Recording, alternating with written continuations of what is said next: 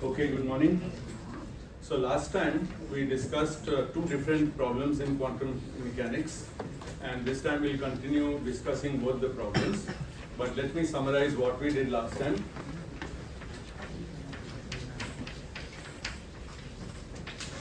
One of our Schrodinger equations was this one.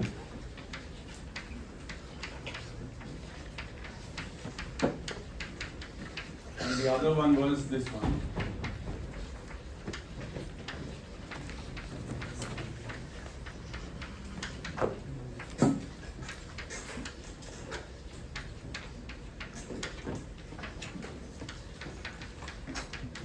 And this one is called the free particle.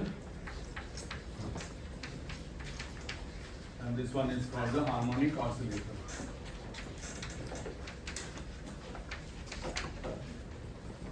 And the problems have very different physics and they have very different solutions for the Schrodinger equation. One point I'd like to emphasize now, and I'll keep emphasizing as long as I'm teaching any course, solving an equation is not a substitute for thinking. It's a way to think more precisely, but it doesn't replace thinking. So the way to do any physics problem and probably any science problem is to look at equations but also think in parallel. Okay. So in the first case, by looking at the equation, we found solutions e to the ax. I'm assuming a is positive and real, e to the plus minus ax, and these are badly non-normalizable. So we gave up on them. And then we found solutions e to the ibx, and these are normalizable only in finite space.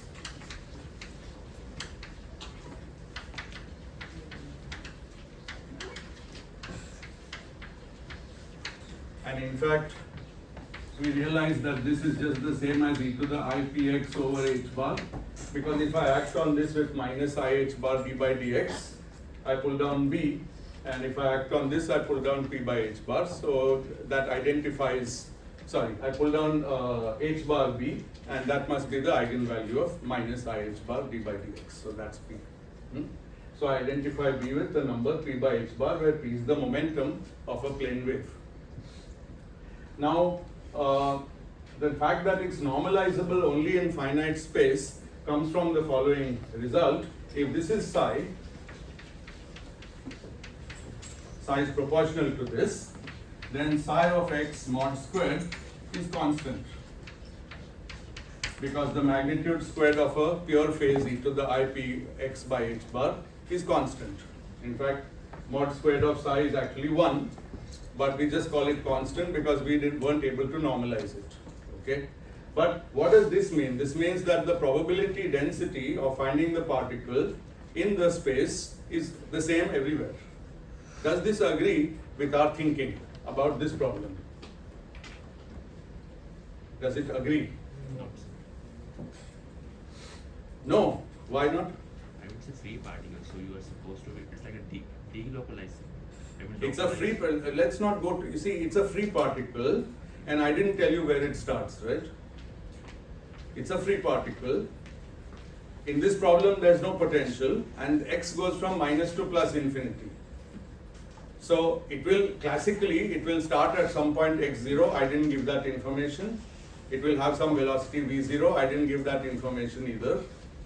So where can it be between minus and plus infinity if it's experiencing no potential? Anywhere. Anywhere.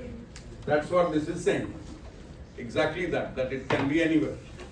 The problem is, being anywhere in an infinite space means you have no probability to be in a particular place because infinite space is so big. Simple as that. That's the problem with this. And so, this is due to infiniteness of space. Now, last time I might have given you the impression that infinite space is always a problem. It's not a problem in this second example of harmonic oscillator. Why? Because there's a potential. It's an x squared type of potential. Do you know what that curve is called? Y equals x squared parabola. So it's a parabolic potential, and where is the potential centered? The equilibrium position is x equals 0. So the particle is obviously going to be most likely somewhere near x equals 0. Because if it goes this side, there's a spring pulling it back. If it goes that side, there's a spring pulling it back. That's what harmonic oscillator does. It's literally the only thing it does. So therefore, we don't expect in this problem to find any difficulty with normalization, and we'll see that there is in fact no difficulty with normalization. The wave functions of this are very well normalized, but we still need to be a little careful. Okay, so just comparing with what I said last time when I said that infinite space is an idealization, true, but it's a very good idealization for this problem because there is no chance that our particle will get anywhere near the end or far away from the center of this. This is how physics thinking goes. It's quite different from looking at the equation, which will give the same answer. It's good to think first. What will the particle do? It's in a trap. It will remain in the trap. Okay. Now, you can sometimes climb out of a trap. So you can draw pictures. What is the trap actually for this harmonic oscillator? What does it look like? This is x. This is the thing that goes from minus to plus infinity. And the trap looks like that. And the special feature of such a trap is that the further I go, the more I am being pushed back. Okay, the more my energy decreases. In fact, classically, a particle which has this much energy can only get to here, and then it finds it has run out of kinetic energy. Because its total and now its potential energy has become equal to its total energy, and so it can't move any further. So classically a particle will actually go back and forth between the two bounds given by its energy. And however much energy you give the classical particle, however much, it will still be bounded between two ends because this potential goes up forever. So this leads us to ask a question, what will happen? So we say that it's a bound particle.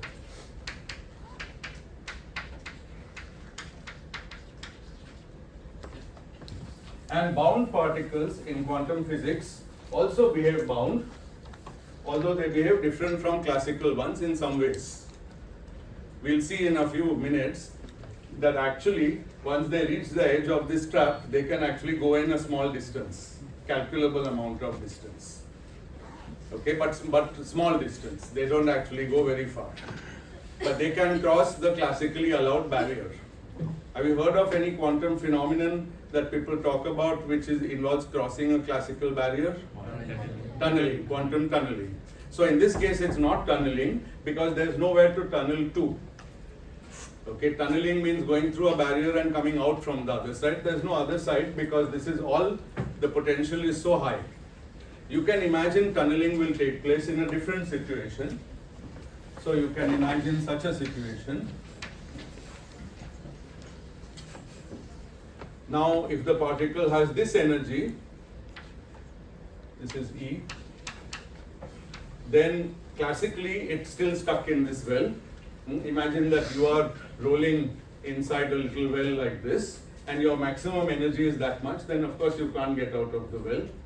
But a quantum particle will find a clever way to go out, and this is something we'll calculate, or maybe I won't, but Arka will in the second part of the course show you that this is a possibility. That's called tunneling. So this is one example. I'm just preparing you for things that you're going to see. There's another example which might make you wonder, what if the potential is like this? This is a very interesting example because I have two kinds of energy. If my energy is here, the behavior may be one, and if my energy is this much, then my behavior may be different. What do you expect in the two cases? If it's here, it's in a trap. It can't tunnel because there's nothing here to go to. So it's stuck over here.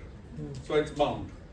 If it's here, on the other hand, it practically feels that it's a free particle because it tries to go there and it says, okay, I've got enough kinetic energy, which is given by this difference, the total energy minus the potential. So I can keep going forever. Okay, and so what will happen is that you'll get wave functions in this case of bound type, and these are my words, and in this case you'll get wave functions of plane wave type. So the same potential can give you two different wave functions depending on how much initial energy I have. None of these things are proved. I'm giving you a sketch of what is the scenario of quantum physics, and one by one we'll try to prove each of these things. But I want to sharpen your intuition of what can happen. Yes? I didn't understand what you meant by tunneling. What I meant by tunneling. Good. I thought you would have read about it, so I didn't want to say bring up tunneling, except I thought everybody has read about such a thing. So tunneling means that the particle which has this energy has a finite probability to be here. The wave function is such that it ends up having a finite probability to be here. Okay, I can even tell you qualitatively, and this is something of absolute importance, which is an intuition you will develop. I'll tell you what the wave function might look like. But these are all my words. I'm not proving it. I'm going to then start solving the Schrodinger equation in simple cases. You know that why we solve it in simple cases in the first place, not necessarily because those are the most illuminating cases, though sometimes they are, but because those are the cases we can solve.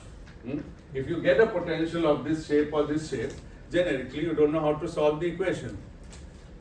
Okay, you can nowadays solve it numerically, you can sketch the wave function, you can learn a lot, but you can't explicitly integrate the equation for weird potentials which have these kind of shapes. But when we do the simple shapes, we'll see that the lessons carry over to more general shapes. And it's more important to understand the physics of general potential, particle in a general potential, than to understand only a particle in one potential where you know how to solve the equation. You've not learned very much if you can solve one example in quantum mechanics, but if you can handle these pictures, you would have learned much more. Now in the tunneling example, what actually happens is that the wave function has a behavior like this, which is how we'll see in a moment, this is how the how the quantum harmonic oscillator wave functions behave. They are peaked where the particles should be in equilibrium, and then they have a spread, but the spread actually goes out of the allowed region. Okay, so the wave function goes, so this is wave function, actually it's wave function squared, the probability. On the other hand, this is the potential. So, and this is x. So when the particle reaches a point where it should not have energy to go beyond, the wave function still goes beyond. But now see what happens. The wave function is trying to decay to 0, and suddenly here it's like, oops, I'm free again. This is tunneling. This is in one line what tunneling is. The wave function is preparing to decay all the way to infinity because it thinks it's in this potential where it would like to decay to infinity. But it finds that it made it to the other side, and what does it feel like over here? Free particle. Free particle. Because now the potential is gone to almost 0, so it's like, oops, I'll become a plane wave again. So this is the physics of tunneling. It's bound here, part of the wave function, it's one single function. This peak, this decay, and this tunneling, all are part of one function, and this is the physics of tunneling. In this problem, likewise, here there's no tunneling and the wave functions look like this, or they might look like this, but they are typically located inside the well because that's where a quantum particle can stay, just like a classical particle, with some amount of barrier penetration on the sides. But here, if I have this energy, then my wave function is this, all the way to infinity. Only thing that its wavelength may change as it passes over this dip, because as it passes over the dip in potential, it suddenly gains energy. So it becomes higher frequency wave function, but that's all it does, nothing more. So this is unbound or plane wave type. And these are the ones which have this volume factor in the normalization, that you can't normalize them in the standard way. And so later we'll discuss how to normalize them. You have to invent a non-standard way to normalize such wave functions. And these of bound type are very good, and they are easy to normalize, and they just do whatever they are supposed to do. So these are the two types, and as I indicated in this example, both types can coexist in one problem, but this is not a problem you can easily solve. Okay? These are all words. Now we'll get to solving some equations. Any questions? If anything was unclear, please ask. Yes. Sir, what was the horizontal line? Which one? Here? One here. Second line. Here? No, here. This. Thank you. So this is the total energy. This is the energy axis, vertical. So this is the total energy of the particle. So remember, the Schrodinger equation has a total E, right? On the right side, it's that. So if I look for wave functions with an eigenvalue which is this high, this will be the shape. If I look for wave functions with an eigenvalue that's this low inside a well, then it will be a bound shape. That's the difference. Yes? Can we deduce this shape from the eigenvalue?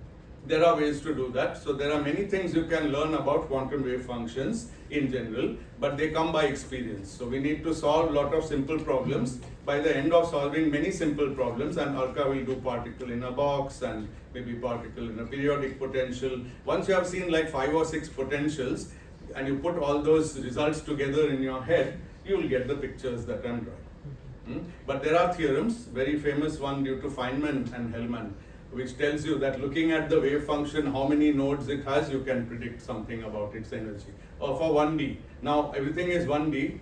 3D is relatively a bit more of a nightmare because none of these pictures make sense in 3 dimensions, right? The particle is moving along this axis. Now if it's 3D, I don't even know how to draw 3D volume and then energy on top of it. At best I can draw 2D space by drawing one more axis into the board. But now everything is a surface and now the shape of the potential can be different.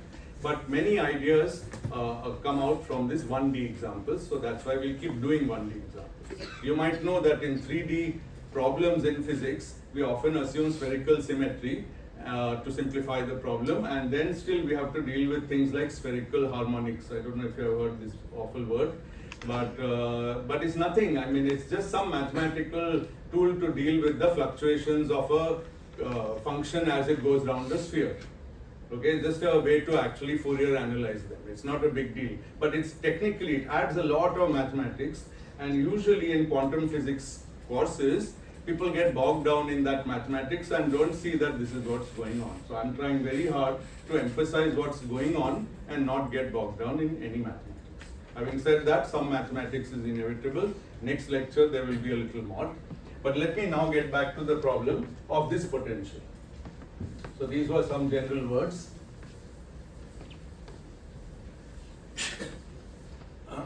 But let's look at this potential.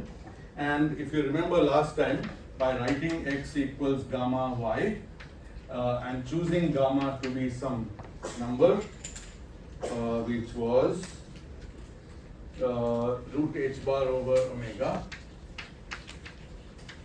and choosing f to be e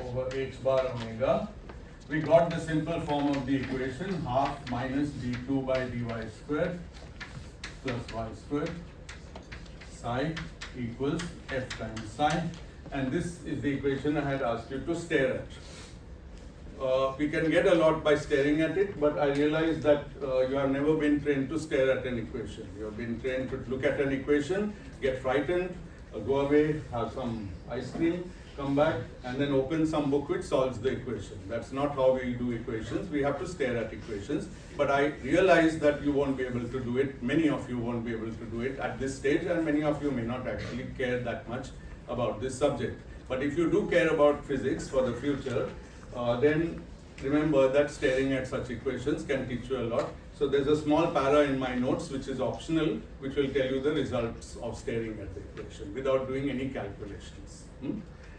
Good, but here we are there to do calculations, and now we want to learn something. So last time we asked a question, are there any solutions with E less than 0 or E equals 0? Now classically, what did we expect in a harmonic oscillator? There are no situation where E is less than 0 because I've chosen my potential to have its bottom at y equals 0 where the energy is actually 0. Vfx is 0 at y equals 0 and positive everywhere else. So classically, I can't expect my particle to have negative energy, but it can have zero energy. How can it have zero energy? It is kept at rest. I start it at rest, thank you, at y equals 0. I start it here at rest, so x initial is 0 and v initial is 0. It stays there forever and it has zero energy, right? Quantum mechanically, that will not be the case. And this is a very important lesson. And so, today we will be able to prove immediately that both of these are impossible. Okay, there is no quantum wave function for the eigenvalue equals 0. E has to be strictly positive. That means there is a minimum energy that any particle has to have, even if I don't give it any initial energy. Okay, I mean it has its own initial energy, if you like, and there's a name for this. It's called 0 point energy or ground state energy. And the way to think about it is also very simple. In quantum physics, if it did like to sit here, what would be its position? And what would be its momentum? Zero. And what happens to uncertainty principle? Violated. Can't be, right?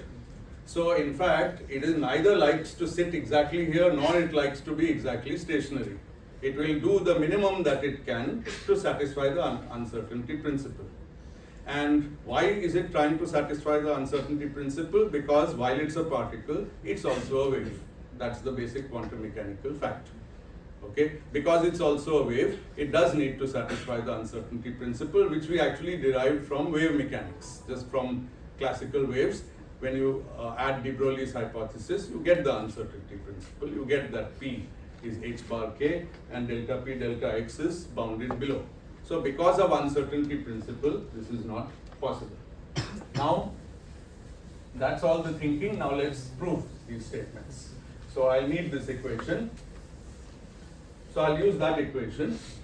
And what I'm going to do is integrate over y, psi star of y, and then put this whole equation. So on the left side, I have this minus d2 by dy squared plus y squared psi of y equals integral dy psi star of y psi of y times e. Is this okay? I simply took the Schrodinger equation, scaled 1, multiplied by psi star on the left, both sides, then integrated in dy, both sides. That's all I did. Yes. If it's true, if it was true before, it must be still true. Yes? This should be F. Absolutely. This is the scaled energy. Of course, if we can prove that scaled energy is positive, then we also would have proved that the normal energy is positive because they just differ by h bar. H bar. Good. Okay. Now this integral is from minus to plus infinity, and we anticipate that this wave function is normalizable because later we'll see that when we solve it that it actually is. Right now we are just anticipating that. So we'll let this be 1 for a normalized wave function. This is the integral of mod psi squared. This is the integral of psi star psi. I hope it's clear. Yes. This is 1. What about this side? We have an identity that integral dy psi star y minus d2 times minus d2 psi by dy squared is the same as integral dy d by dy minus d by dy psi star. I'll go through this in a second and explain everything to you.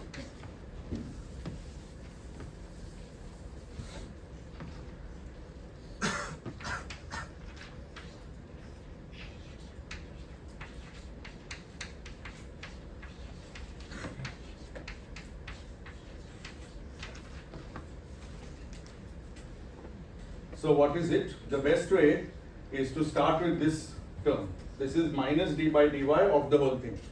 There are two terms. One is where d by dy acts on psi star. We get minus d by dy of psi star, d by dy of psi, which is exactly opposite of this term. So it cancels. The other term is when minus d by dy hits that. That time we get psi star times minus d2 psi by dy squared, exactly this. Okay, is this manipulation okay? It's long, but it's not difficult. It's just called integration by parts.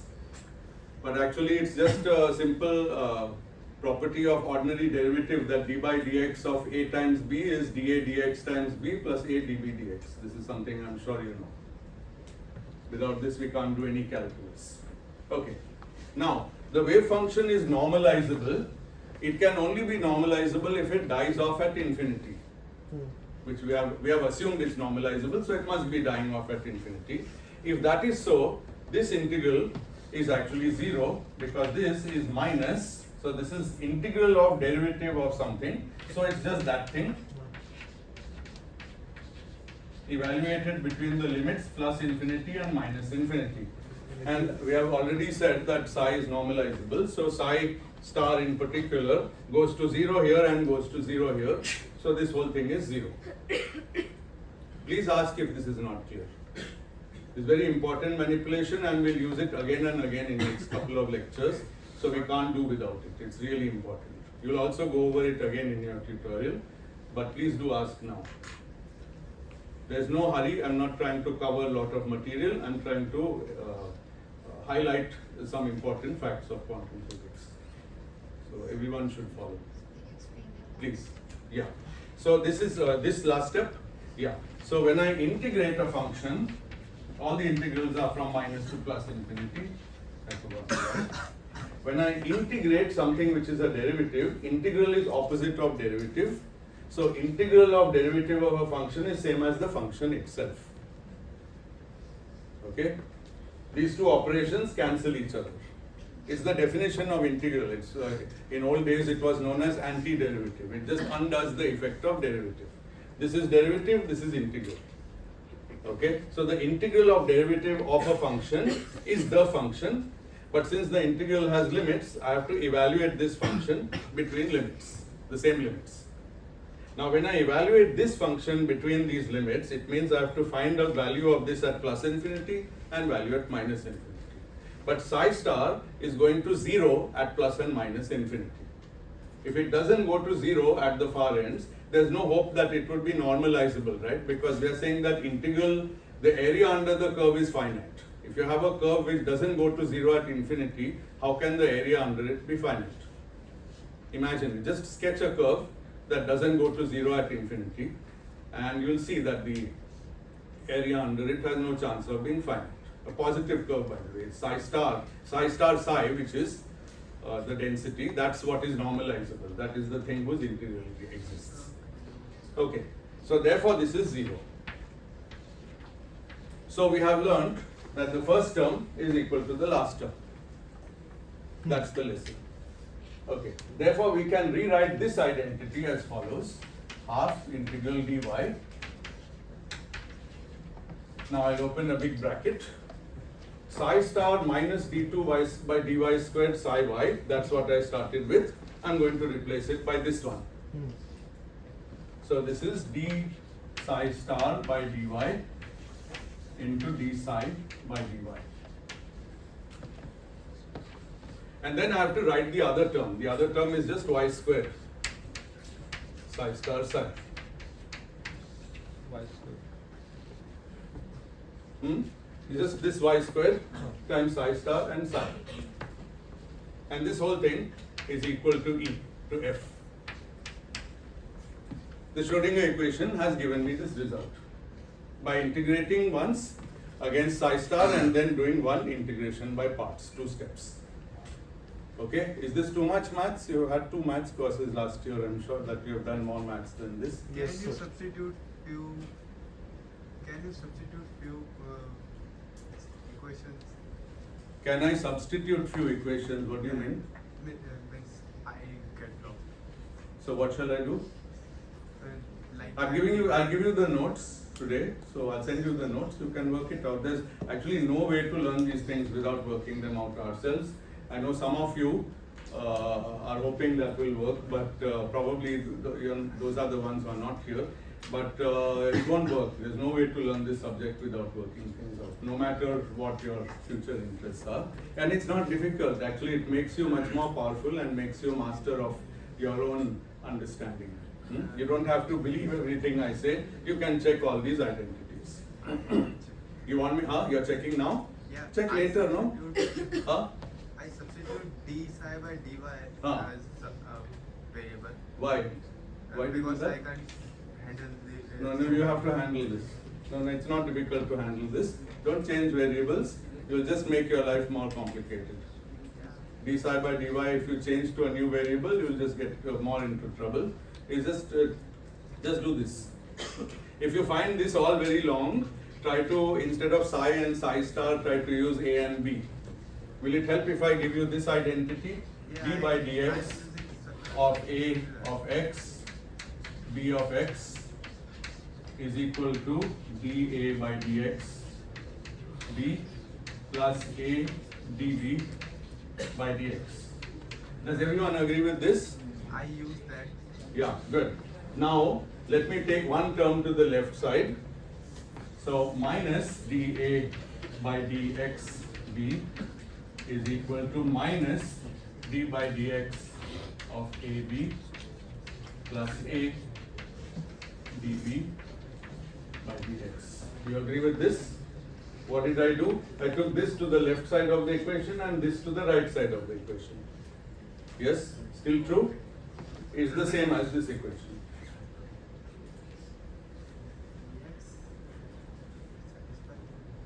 Okay? Where A is d psi by dy and B is psi star.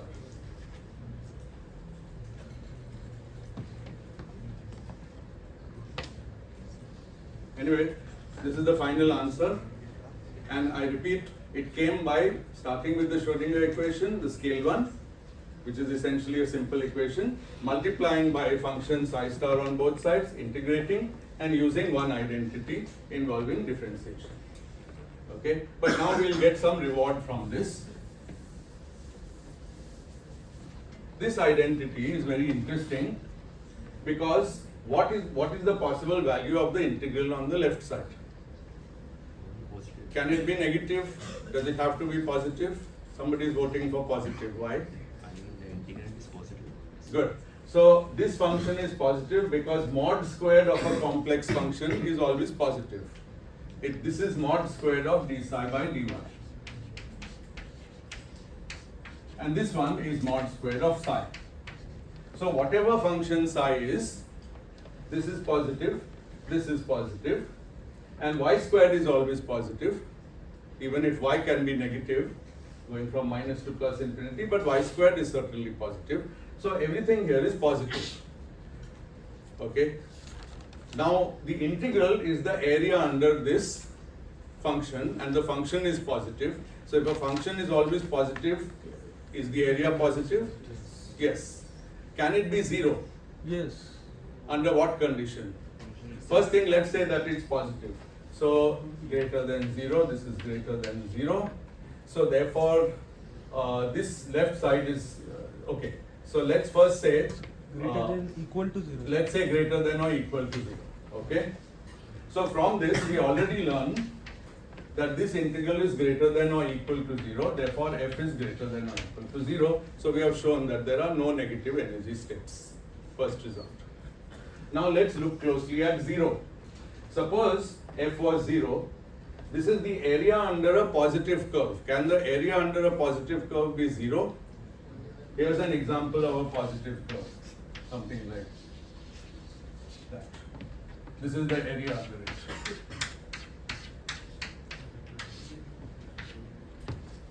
Okay. When can this shaded region be 0? When the function itself is 0. When the function itself is identically 0. Everywhere 0 at all values of y. Only then.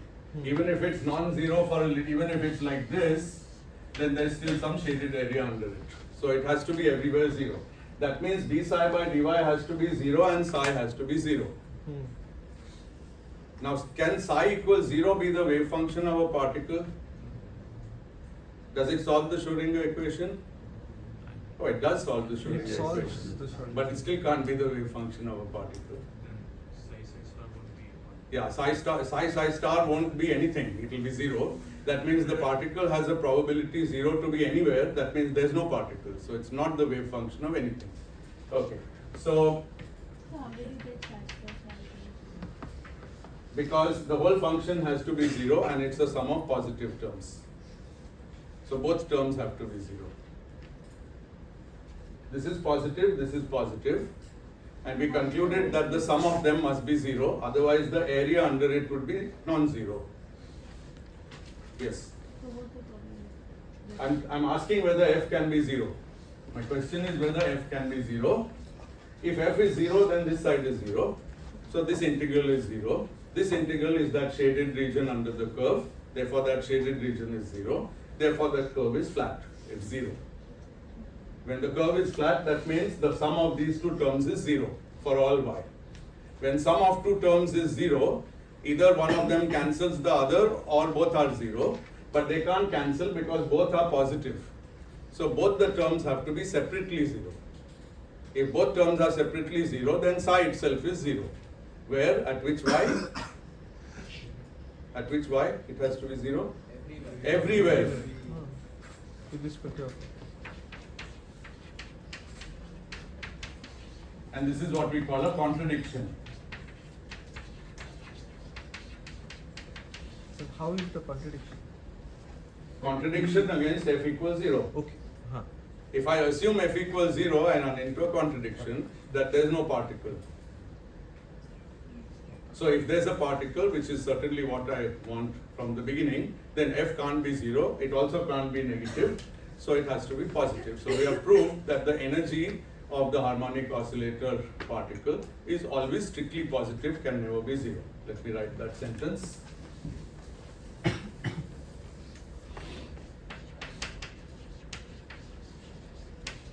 I'll write SHO for simple harmonic oscillator is always greater than 0. There is no stationary state. There is no state solving the Schrodinger equation with energy 0. Now, I told you repeatedly that my goal is not just to solve one problem, which anyway we can do using more maths, but to get a mental picture of more general problems. Does this calculation give you a picture for more general problems? What should we do for a more general problem? This expression, how should I change it to accommodate some other potential? Y square It's like would a be polynomial. Yeah, so y squared is the potential, right? After scaling. This was the harmonic oscillator potential. So I can put some other potential V of y over here. This still true? Yes. And if V of y is a positive potential, then I get the same conclusion. So this, you see the power of this calculation. It's not only a result in harmonic oscillator, it actually tells you that in any positive potential, a particle cannot have 0 energy. I want to emphasize it's a very non-mathematical result. It's a pure physics result, and it required one line of integration and integration by parts to prove.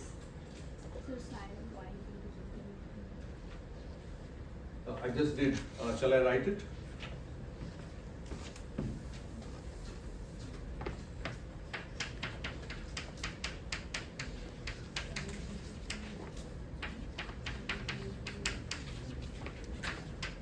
Do you agree with this? This is an equation. LHS is that, RHS is that.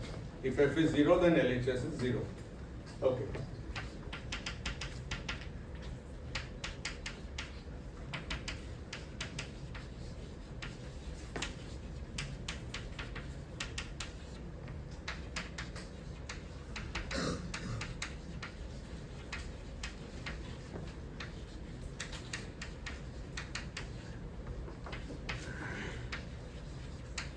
Do you agree with this?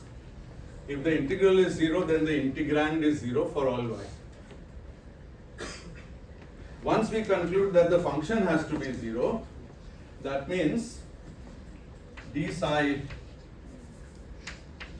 by dy whole squared plus y squared psi of y squared equals 0 for all y. Agreed? This is the integrand. We said the integrand has to be 0, so that's what is 0. Okay. Now this is positive for all y. The magnitude square of any complex number is positive. unless the number is 0. In that case, the magnitude is also 0. Okay, so that means this plus this is 0, where this is positive and this is positive. Now, do you know how to add two positive numbers and get 0? No. Like, can it happen one day that 3 plus 9 is 0? No, doesn't happen with normal numbers. Okay, so because of that, this has to be 0 and this has to be 0 separately. Now, to answer your question, supposing y squared was some other potential v of y, which was positive, all these steps are still true. Okay, because of this, the last thing is psi of y equals 0 everywhere. Now is it clear? All the steps are written. Yes. Yes.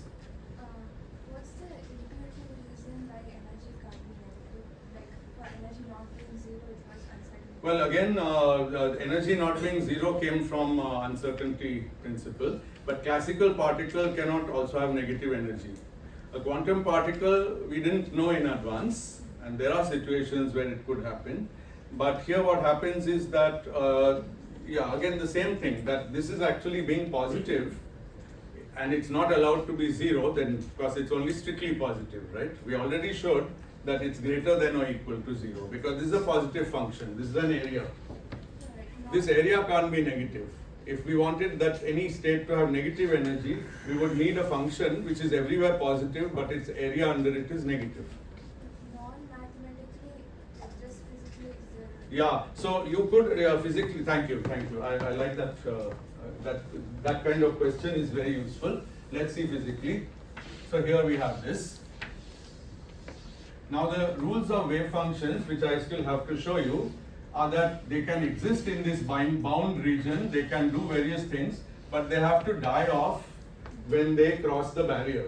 Now if you had the wave function here, it's just dead already because it's inside the forbidden region. This is forbidden region.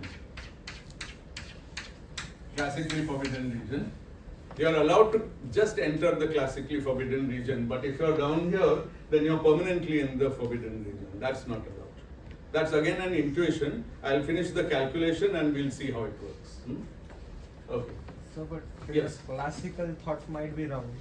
It's not just classical thought, I said it's the quantum intuition that a wave function can be in a forbidden region, only in a finite part of it, not in the whole, not the whole wave function can be in a Forbidden region is defined by classical. Yes. So in quantum physics, we learn by doing examples, which if you let me, I will now do one, that the wave function still prefers to be in the classically allowed region. Forbidden and allowed are classical words. Okay? The wave function prefers to be in the allowed region and may go a little bit into the forbidden region. That's the kind of picture. So now let's do it. So I want to point out that we haven't found a single wave function yet for this problem. We have simply made some theorem that the only wave functions that can be there have positive energy. Now we need to try and find a wave function. Again, I repeat, you could take the Schrodinger equation and ask someone to give you the solutions, and that's not what I want to do. I want to use physics intuition to guess even one solution and I'll be happy. But later in the course, Arka will tell you all the solutions, and I think actually that it'll make some of you happier because you'll get a recipe. Then you can cook with that recipe.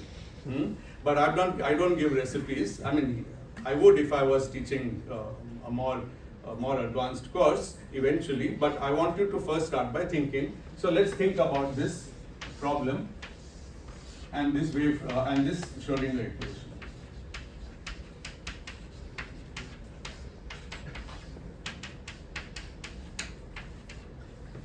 Okay.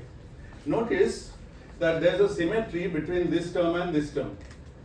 This is actually the scaled momentum squared, let me call it Q. So Q is like minus I d by dy, just like P is minus I h bar d by dx. After scaling, this is Q. So this problem is momentum squared plus position squared. That's the Hamiltonian. In fact, that's what the harmonic oscillator is. P squared by 2m plus half m omega squared x squared. If you forget all the numbers, m, 2, half, omega, then it's p squared plus x squared, right? So there's a symmetry in this between P and X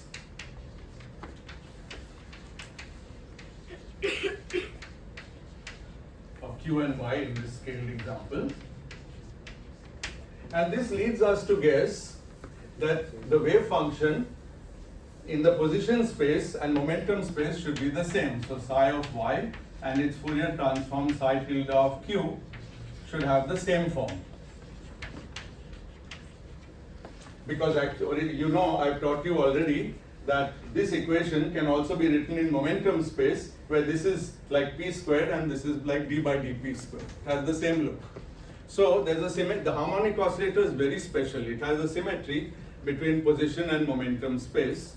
And there's one function which has a natural property which you have already learnt and done in tutorials also, which is such that if I take its Fourier transform, I get back the same function, the same form. What is that function? Gaussian, thank you. So we guess, this is all the guess we need, that psi of y is equal to some constant times e to the minus half a squared y squared. It's just an inspiration for a guess, there's nothing more. This is my guess. Why minus? Because it's a Gaussian. Okay, but okay, if you don't like minus, I'll allow for plus. Have you tried to Fourier transform the thing with plus? It doesn't have very good chance of being Fourier transformed at all. Non-normalizable. It's not, it doesn't look this. What does this look like? It looks like It's a bell curve. Bell curve. Exactly. So we are going to guess this, and if you plug this into this equation, Schrodinger equation, you find that a squared is in fact plus or minus 1. And a squared being minus 1 is exactly the case you thought of, which is e to the plus y squared, which is definitely non-normalizable. So plus 1 is normalizable and minus 1 is not. And here we have to do an important thing, therefore we reject the case a squared equals minus 1. So there are two solutions because it's a second order equation. One of them looks like this and the other one looks like this. Green. Inverted Gaussian. Okay? And this has no chance of being normalizable because it grows at infinity, so the area under it can never be finite. But the area under this bell curve is finite. We've seen that, we've calculated it. Okay, and so we found the wave function and we can easily normalize it. And all the steps now are completely trivial. So a squared equals 1.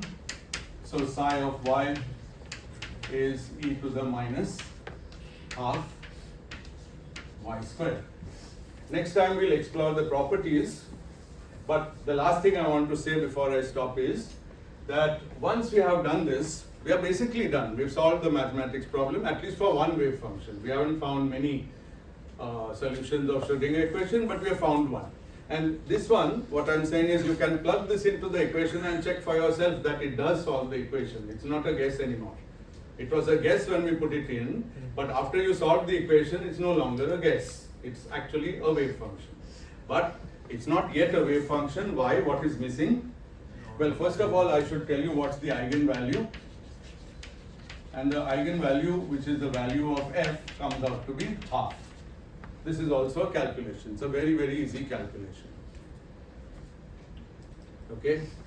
But what's missing is that these are not the final wave function or the final energy. For those, you have to undo the scaling, go back from y to x.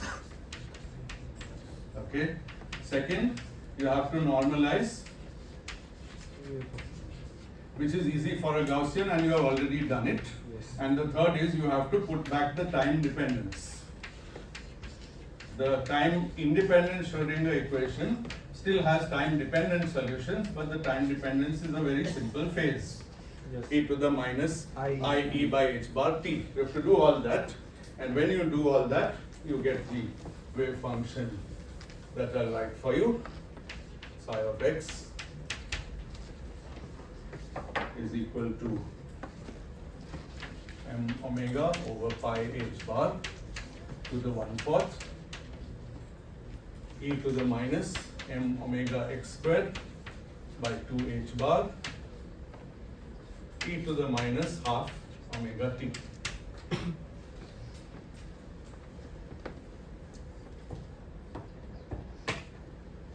And now you can check that this is an eigenfunction. It solves the time independent Schrodinger equation with E equals half h bar omega.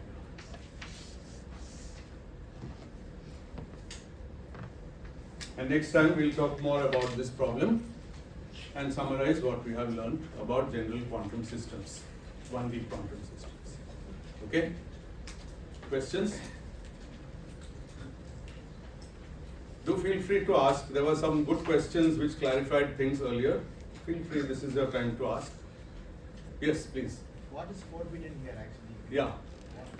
Good. So next time we'll look at this wave function and we'll see that it has